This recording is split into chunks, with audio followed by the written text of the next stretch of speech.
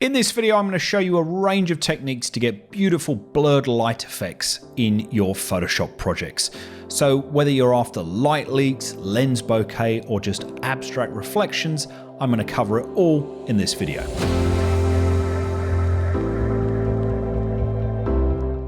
So in this first part, I'm going to show you how you can get a beautiful blurred background using one simple effect in Photoshop that's going to take the light parts of your image and make them into beautiful light sources with just a couple of tweaks to a simple effect here. So to demonstrate this, I've got this composite I've worked on of Catwoman here.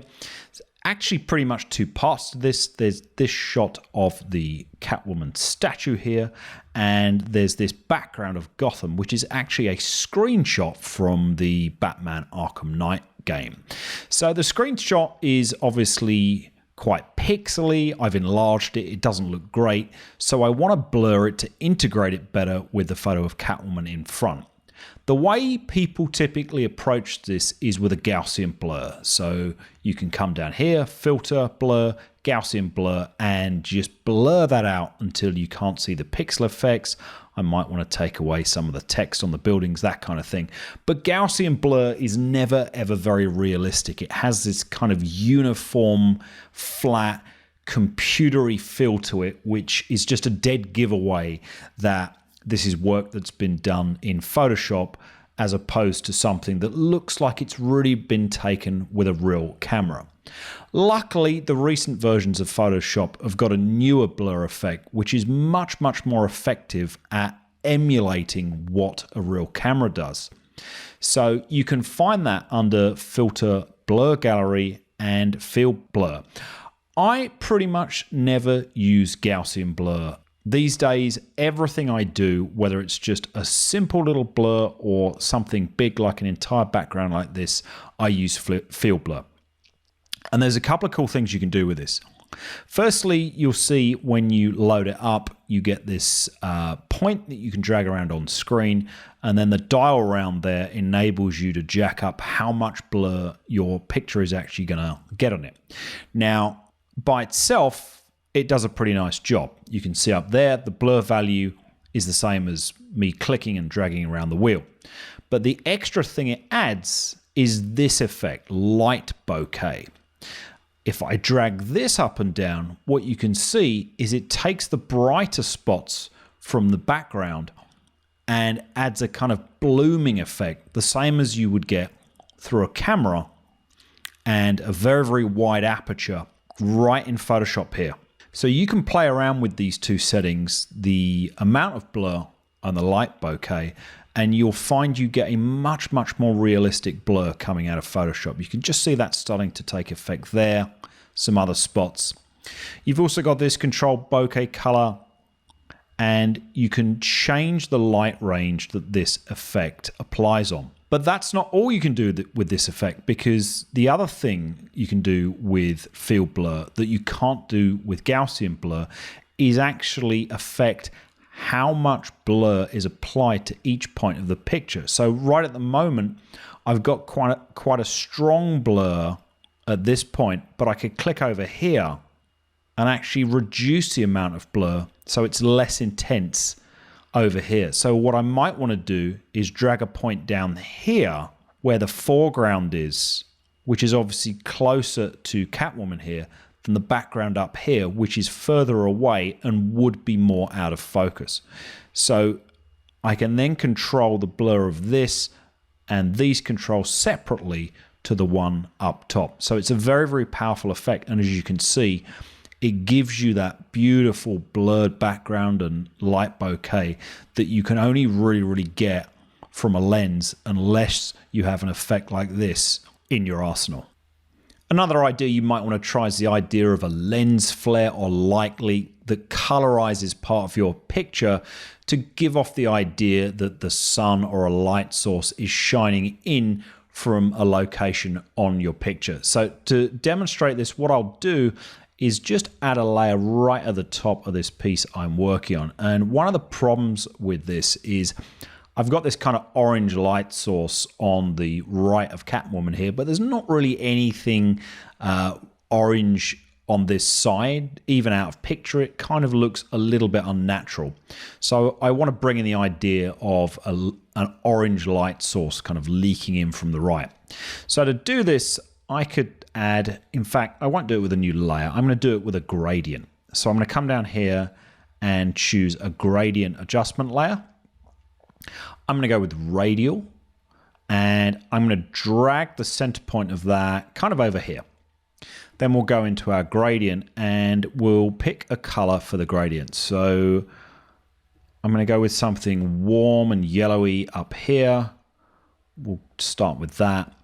And then as that gradient fades out, because we've got 0 opacity at the other end, I'll just move it more to the orange side of things. So it doesn't look that great at the moment, but what I do with this is then play with some of the blending option effects.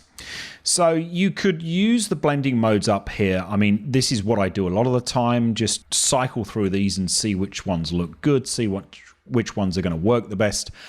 I find it's better to right-click the layer and click on blending options, and then you've got 3 things you can play with at the same time.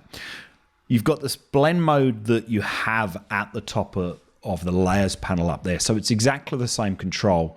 You've also got the opacity and fill that you've got over here, but you've also got this blend if control to determine whether this effect will apply to the shadows or highlights underneath the layer you're applying. So if we look at the screen mode, for example, if I grab the blend if here, hold Alt down or Option on a Mac, click that right side, I can pull that up and you can see it's not applying in the shadows. Now that doesn't look that great, so I'm probably not going to use that.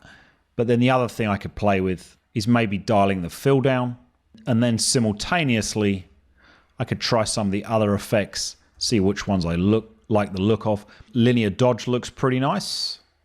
So again, I might want to play with blend if on that, maybe play with the fill opacity. Point is, you've got all 3 of these controls you can play with in tandem.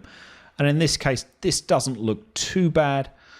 And so I'll click OK, and I've got the idea of that light source coming in from the right. Okay, next I'm going to show you how to get a kind of blurred light effect in front of your pictures. And this one is dead easy. You can do this to any picture. It's really, really easy to do, and it's a really, really versatile effect. So I've jumped on to Unsplash here, and I've picked a couple of pictures.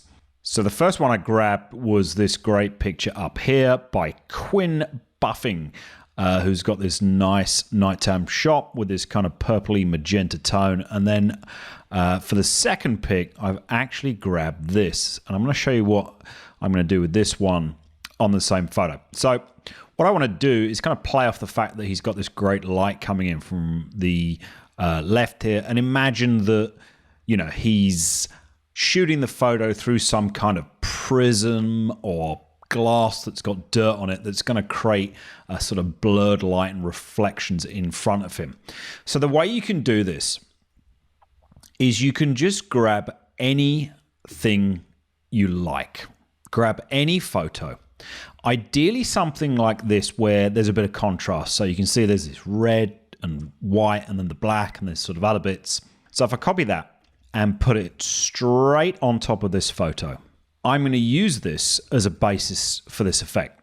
So the first thing I'm going to do is set screen mode on this layer so that this overlays the photo behind. And I might just increase the size of it so we can bring out, I guess, the size of those red and white areas a little bit more. We can play around with this. But yeah, we'll set it like that. And then what you're going to want to do is blur it. What I like to do is use the field blur under Blur Gallery. And the reason this one is so good is because you've got these controls over here. Move Camtasia recorder out of the way. Light bokeh and bokeh color. So you can play around with the blur, with the dial here, jack it up and down. And I'd suggest you blur pretty heavily. So don't leave any detail. Like, we don't want to see the fact that this is actually a photo. I actually want to obliterate the detail of the photo. Really, all I'm doing is using the photo for the shapes of the color and the light within it. So jack the blur up pretty high, and then if you come down to light bokeh over here and jack that up, then you'll see Photoshop introduce its artificial light bokeh effect. And you can see that coming to effect here. It's really nice. It's not as perfect as a real lens, but you can see what it's doing. And it's creating this kind of blooming effect on the sort of hotspots of the photo we've overlaid it with. So you've got that, and then you've got the bokeh color, which doesn't generally do much, but you can tweak around with it. You might find something you like.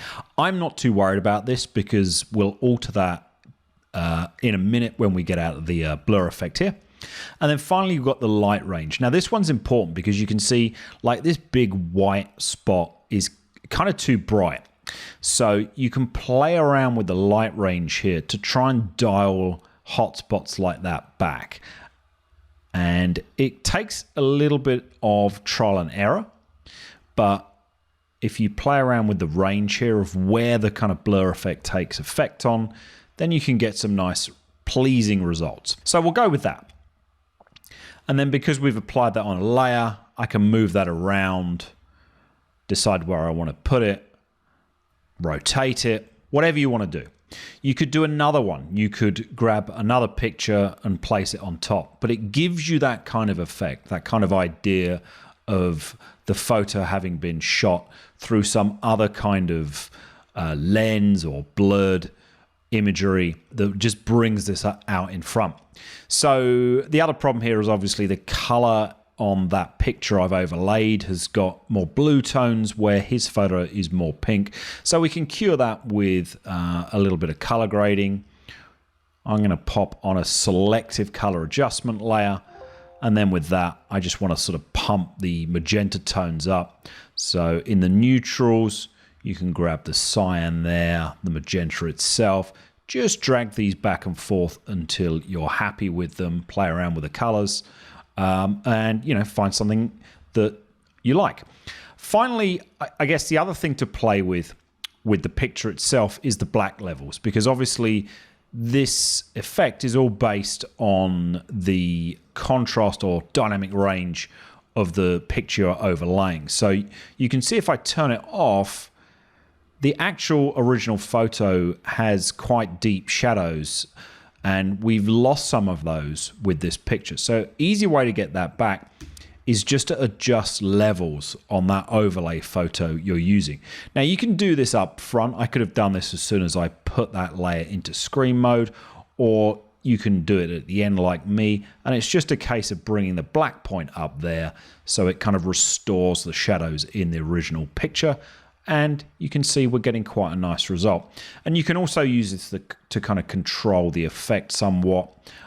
You know, I could tone down the highlights a bit, that kind of thing. Ideally, do all this non-destructively. So in an ideal world, I would have started by converting this to a smart object. Then everything I've just done would be non-destructive. So the blur gallery, I could go back and tweak the field blur.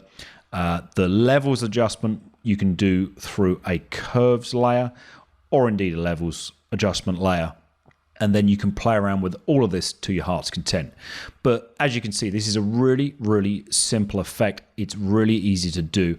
And you can do it with absolutely anything. So any photo you find that you like the look of, where you think, you know, oh, that will be a good overlay, I can blur it out, apply that effect. You can just pick anything. In fact, there's a really good example of a photo that actually probably has that effect baked into the actual shot. But, you know, we've not done a bad job of replicating something that looks like that with this simple trick here. So one of the main things you see people searching for on YouTube is how to achieve a bokeh or bokeh effect on their pictures. So this is produced by an out of focus lens.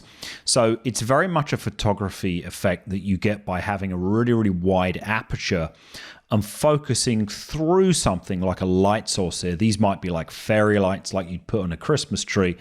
And what the photographer's done is he's focused on something really, really far past or far in front of what the actual light source is. And because the lens is so wide, it creates this effect in camera. It's really, really effective and really, really beautiful if you take a picture of something that has light sources through the plane of field. So if there's light sources near the lens and far away from the lens, somewhat like this shot, then the effect kind of staggers and you get sort of different colors and it graduates. And obviously this looks really, really beautiful. So a lot of people search for, how do you do this in Photoshop? One of the ways you can do it is to simply copy a photo that someone else has taken and apply it to yours.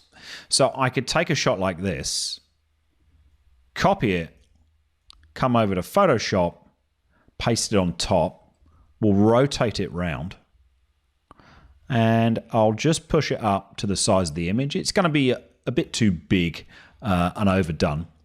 And then I can simply put that in screen mode, and you can see it overlays that effect onto the piece I'm working with. So ideally, for a piece like this, I'd be searching for something that has smaller bokeh dots, if you like this one might look nice, or this one, but that's all you need to do, and you get the realism of that in-lens bokeh effect rather than trying to do a fake one through Photoshop. I could quickly add a adjustment layer, say selective color here, and just try and push the effect he's got there so it sort of matches the sort of bluish tones of what I'm working with. And then the other problem with this is it needs a little contrast adjustment, so I can just get the levels effect up on the actual layer itself and just pull up the black point so it kind of reveals my underlying layer. And I could take down the range of this on the output layer so it just dials back the effect and integrates it a bit better with the photo. So you get the idea. It's very, very simple. I've actually got another shot that I found that I'm using on this piece, which is exactly the same effect, but it just works a little bit better for the piece here. And you can see I've already applied a levels effect through smart filters because I've converted it to a smart object, and a tiny little hue saturation adjustment layer there because the actual layer had more of a reddish tone, which I wanted to remove. And so that's how I can do exactly the same thing and integrate it into a final piece like this. So just to finish up, I want to show you another couple of examples of the techniques I've shown you in this video on another couple of pieces.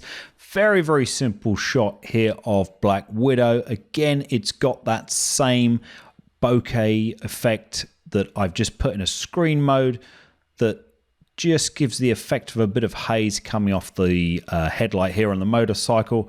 And then underneath that, there's a lens flare, which again is just set in screen mode. So you just get the light effect coming out of the headlight there. And then combined with that bokeh effect, it gives off a really nice effect. Another one over here is a piece I worked on of Magic from Marvel. Again, the same effect in the background there is just coming out of this sort of illuminated portal that Magic's standing in. Very, very simple. You can see it there. And then in this case, it's set to a soft light blending mode, and I've added a little bit of masking on this just to control where it appears so it's not everywhere. And there's plenty of other layers in this piece where I've used field blur and the other techniques I've shown you in this video to get this result. So that's it for this video. If you've got any questions about the techniques I've shown you here today, please leave me a comment below and let me know if there's anything you don't understand. I'd love it if you can smash that like button here on YouTube, and please subscribe to the channel. There's a special subscriber only video on the channel page which you can watch after clicking subscribe. So once again, thanks for watching, and I'll see you in the next video. Head to ToyShooter.com for more tutorials, resources and help with Photoshop compositing. You can also subscribe to my free newsletter by visiting shoot.toys in your browser or clicking on the link on screen. You can also follow my work on Instagram at instagram.com/shoot.toys. Subscribe to the channel to watch a special subscriber-only video, which you'll find on my channel page after subscribing. Lastly, you'll find links to all the places I've just mentioned in the description for this video below.